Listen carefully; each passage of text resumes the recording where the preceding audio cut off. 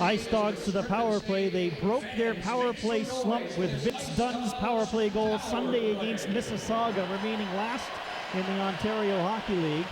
There were signs that the power play was going to break out, and finally they capitalize. And this is a big opportunity. Erie struggles killing penalties on the road. Siebenthaler shot, scores!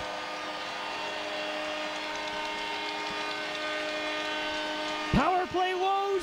What power play woes? Siebenthaler ties the game at 1. Starts off winning of the face-off. Verhaeghe does a great job. They do the perfect job of everybody getting out, slowing things down. They pass to Siebenthaler. Siebenthaler knows that he's got a little bit of a lane to get this puck through, and he takes advantage of it. Look at DeFrucia's going to bring McDavid with him. Dunn does a nice job of getting it to the point, and then you got two white sweaters going to the net. Look at DeFrucia. It just eludes McDavid. Boom, gets to the front of the net, and he screens Williams.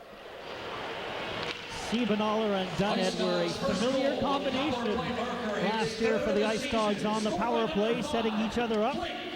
And Siebenthaler gets one here. Jenkins' shot was deflected wide. Now the Ice Dogs feeding off the energy of that power play goal. Out front, Maleta, and he fanned on it. He was set up beautifully. And Maleta had 2 goals when these two teams met up on Wednesday, October the 22nd at the First Niagara Center in Buffalo.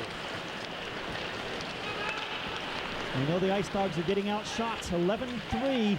They're very much in this game. Murphy out front. Strome tried to tip one towards the net. Spinning and shooting was Marchment. Strome again.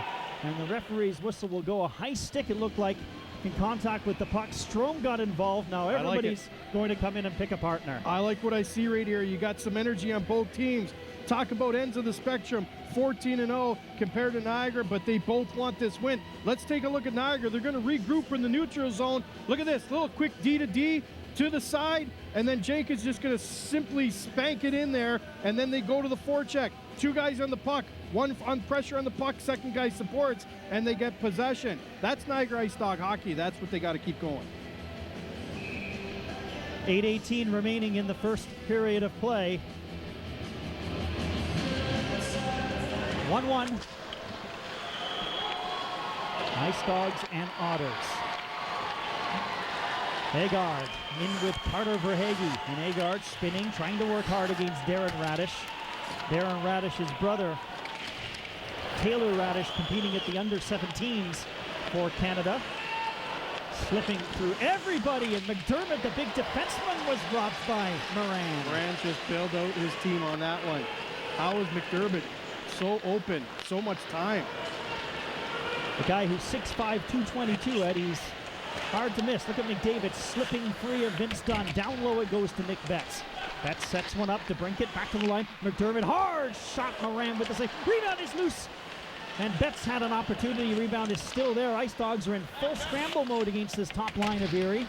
And McDavid stopped by Aaron Hayden. Centered out front, and Betts took a swipe at it. McDavid again. Got that extra gear. Tried to cut out front, and boy, Hayden stood him up. Back it goes for Darren Radish. Sets it up for McDermott. Turned aside by Moran. Ice Dogs desperately need a whistle or a change. They're going to try and start one now, though Erie is controlling. Inside 7 minutes remaining as DeBrincat backhands one in. Verhaeghe from his own side of center ice will lift one in. Ice Dogs, though, will gladly take the whistle. 6:53 to go in the first. And you can see the pressure by the Erie Otters. I mean, they had Niagara just hemmed in their own zone, and they had 5 white sweaters that were awfully tired, needed to get off. But Erie just kept going at them and going at them. Unbelievable pressure by the Erie Otters.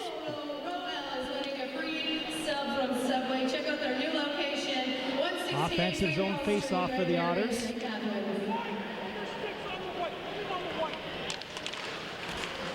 And Clinton Maximovic in there on the draws. Mikulovic will backhand one around for Cody Caron. Lead pass hits McCool in the back of the leg. Genovese turned it over at center. Got it back again, knocked away by Knott. Graham Knott hit the linesman with that shoot in, and unfortunately that created an offside. And this line of Caron, McCool, and Knott have provided a lot of energy right now for the Niagara Ice Dogs. They seem to be one of those lines that the energy is high when they're on the ice. But the story so far, I mean, Moran's been unbelievable in the net for Niagara. Erie has 14 shots so far in this first period to Niagara's 3.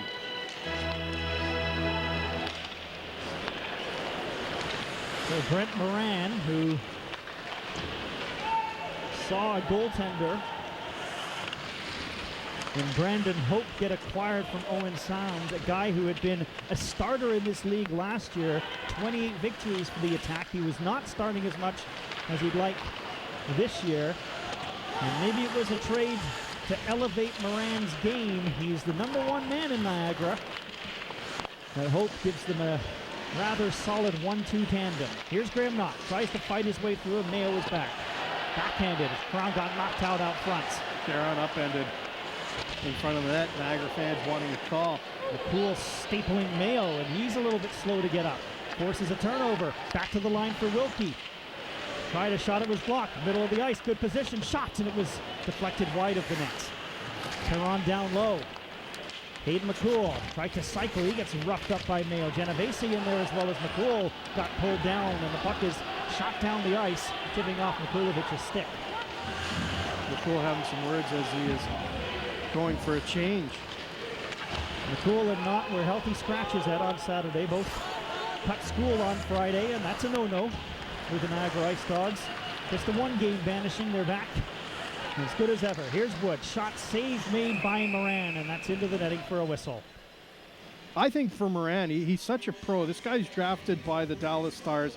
I think it was a relief for him when they drafted for Hope. I mean, he's got the weight of the world on his shoulders right now. They, in the backup department, I don't think they had the confidence in their backup, right? And it was one of those situations where he's carrying the load, and you get a goaltender do that night after night, it's a lot of pressure, and it can get to you mentally. Now he's got Hope, arguably a #1 goaltender, obviously, in this league. And he's got now maybe a little bit of less of the pressure on his shoulders, knowing he's not going to have to be playing every single night, relied upon every night. And he can share the duties a little bit. Maximovic able to play it in. That's Kyle Maximovic, the younger brother.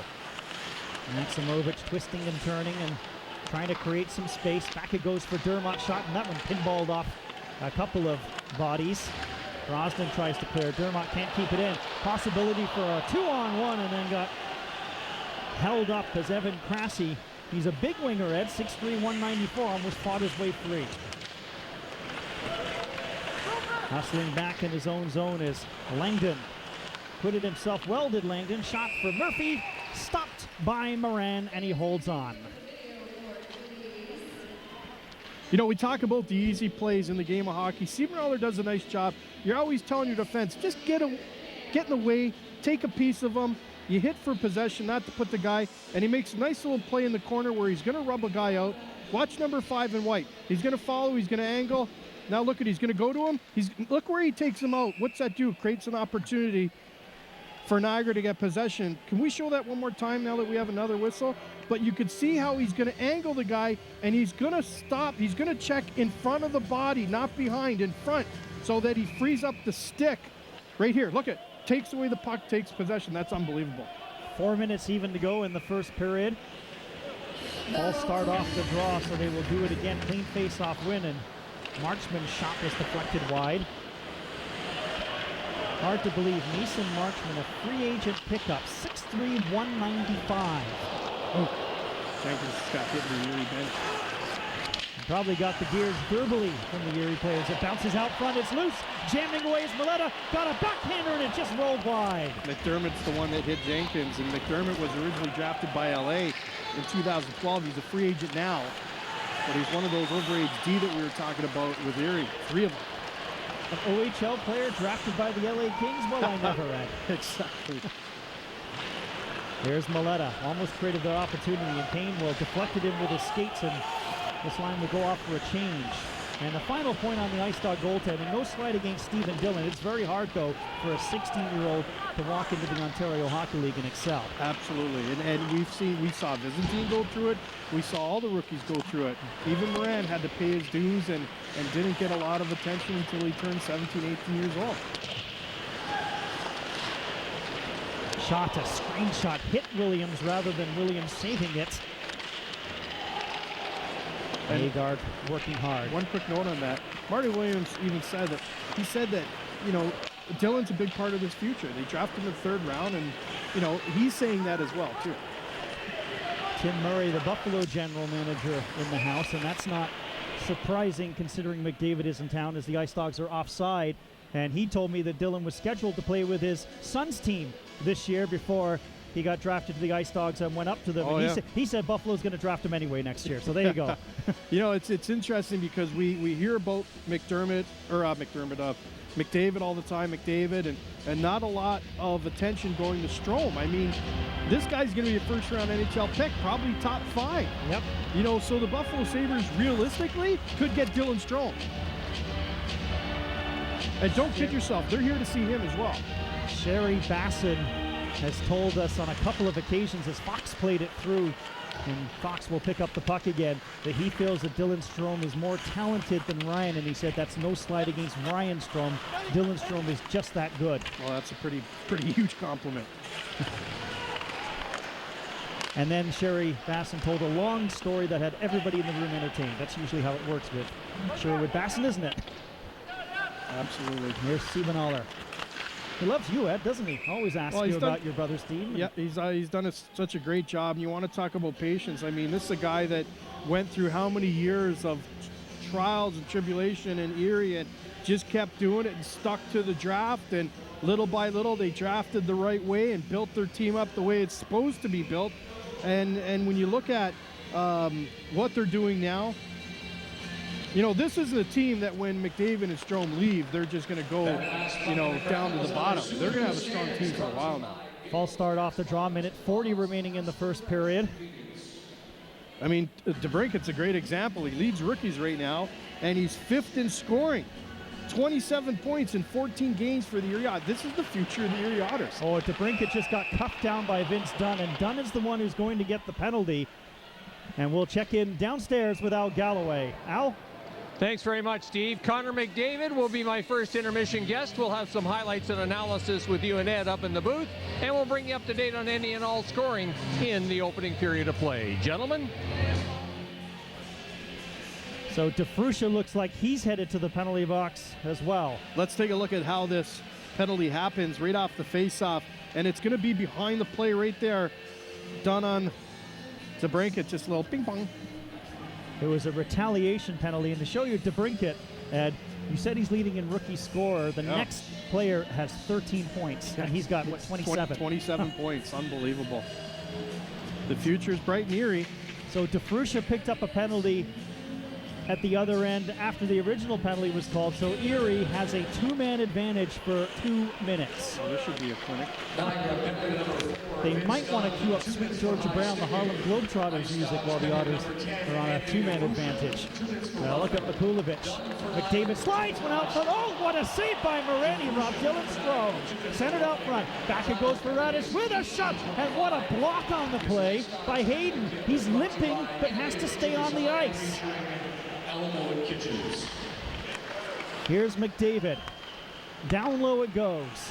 Strome has to brink it out front. Set up. Radish with a shot. Another great save by Marin. And he's got the rebound.